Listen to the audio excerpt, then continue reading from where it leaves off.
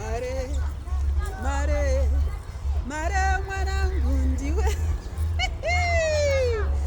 Yo!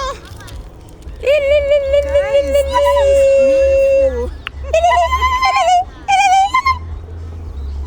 Fans for Liz Music in conjunction with the team administration, Liz Music team administration, guys. Ndo zvataitirwa izvi. Yo! Tomorrow is Mare launch and they organized a surprise birthday party, gifting, whatever, and we are in a park. I'm with Tariro, one of the admins. You remember my maid of honor on our wedding? And Jessica, the hot one. Yo, Hanzi Mune microwave.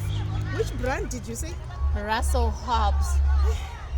Russel Hobbs. Russel Hobbs, guys. You hear that, Hobbs? And this one. There is a sandwich maker. And namashoko ndikupererwa. But anyway, guys, thank you so much. Team admin, God bless you. Amen. God bless you. May your pockets not run dry. Amen. In Jesus' name. Amen. May vese vari kurwara kudzimba dzenyu vaporeswe nekuda kwezvamaita. Vari kutsvaga mabasa vawanei. Vari kutsvaga rudo, wanai rudo. Muzita raJesu. Amen. Amen.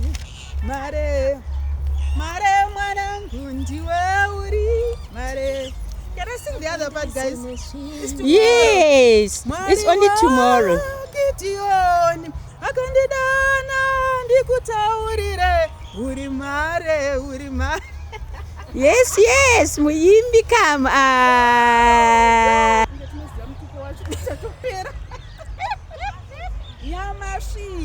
No, man.